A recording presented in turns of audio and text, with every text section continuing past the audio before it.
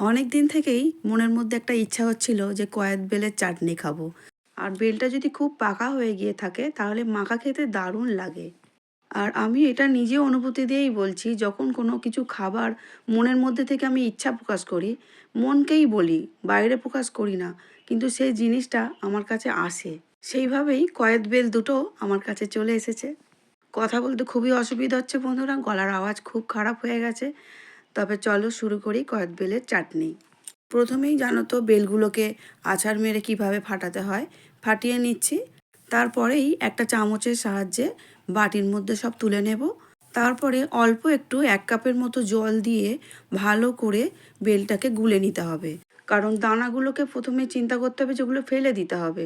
এই জন্য 1 কাপের মতো জল দিয়ে ভালো করে গুলে ছাঁকনির সাহায্যে ছেঁকে তারপরে বাকি যে দানাগুলো আছে সেগুলো ফেলে দিলাম। আর বাটির মধ্যে বেলের কাঠটা নিয়ে নিলাম। খুব বেশি পাতলা করলে কিন্তু জলটা আবার মেরে ঘন করতে চাটনি করার সময় অসুবিধা হবে। সেই জন্য জলটা একটু অল্পই দিতে হবে। এবারে দিয়ে দিলাম অল্প একটু 5 ফোড়ন আর 2টো শুকনো লঙ্কা। অল্প তেল দিয়ে একটু ভেজে নিয়ে বেলের কাঠটাকে দিয়ে দিলাম। দিচ্ছি 1/2 চামচেরও কম একটু নুন, আর দিয়ে দিচ্ছি অল্প একটু হলুদ গুঁড়ো। যেহেতু আমি একদম মিষ্টি বানাতে চাইছি, যার জন্য আমি একটু নুন দিলাম। দিয়ে দিচ্ছি একটু আদার রস। আদাটাকে গ্রেটারের সাহায্যে গ্রেট করে নিয়েছিলাম। তারপর দেখতেই পেলে রসটাকে একটু চেপে বের করে নিলাম। এবারে দিয়ে দিচ্ছি স্বাদ অনুসারে চিনি। চিনিটা দেওয়ার পরেই খুব ভালো করে নাড়াচাড়া করে নিতে হবে। তারপরে যখনই ফুটতে শুরু করবে তখন কিন্তু খুব একটা থেমে থাকলে হবে না। খুন্তি খুব তাড়াতাড়ি নাড়াচাড়া করে নিতে হবে, না হলে নিচে লেগে যেতে পারে তো। এইভাবে 5 থেকে 7 মিনিট খুব জোরে আমি আঁচ করে ফুটিয়ে নিয়েছি।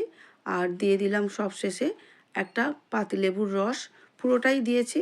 চাটনি যখন একদম রেডি হয়ে যাবে সেই সময় লেবুর রসটা দিলে তাতে টক মিষ্টির ব্যালেন্সটা বা বেশ গন্ধটা খুব ভালো হয় চাটনির, সেই জন্যই আমি দিয়েছি। তোমাদের ভালো না লাগলে দিতে হবে না। এবারে সবশেষে দিয়ে দিলাম ঘরে ভাজা জিরের গুঁড়ো।